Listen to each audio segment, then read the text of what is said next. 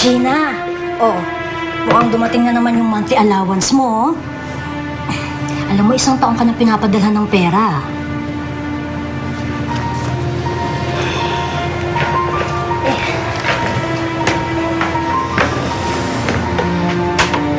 Naisip mo na ba kung sino? Oo, ate. Kay Eden. Sigurado ka? Di naman rich si Eden, ah.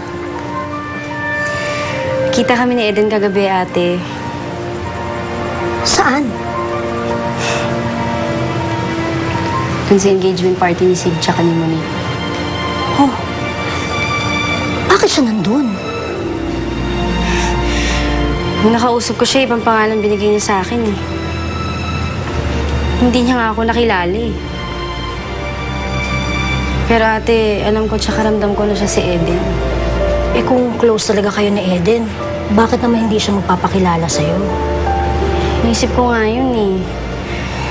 Pero nung huli ko siya nakausap, di ba, sinabi niya sa akin na kalimutan na daw natin siyang lahat. Pero bakit siya magpapakita kay Sig? Nararamdaman ko merong pinaplano si Eden. At natatakot at kinakabahan ako para sa kanya. Siguraduhin mo, handa kang iputok yan. Dahil yan si Ken.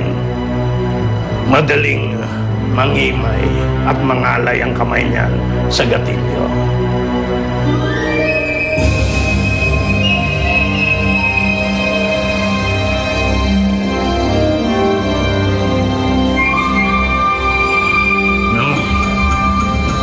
I guess this business meeting is over. It was nice doing business with you. Napakawalang hiya mo, Ramon. Pinagkatiwalaan kita. Bakit mo nagawa sa akin ito? Dahil nagkamali ka, napagkatiwalaan ako. In business, you don't trust anybody. Just yourself. Hindi pa ako tapos sa inyong dalawang mag-asawa. Babalikan ko kayo. Alam ko.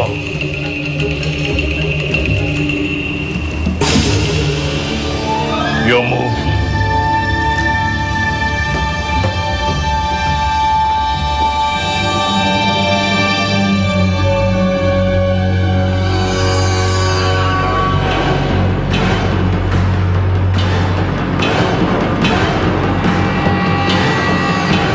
Kung iniisip mo na ibebenta kong perlate, nagkakamali ka. Mamamatay tao sila.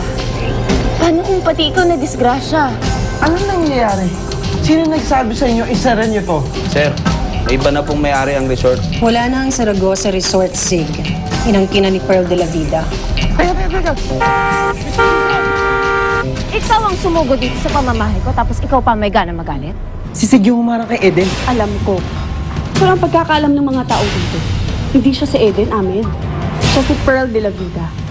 Huwag ka na magkakaila. Ikaw si Eden.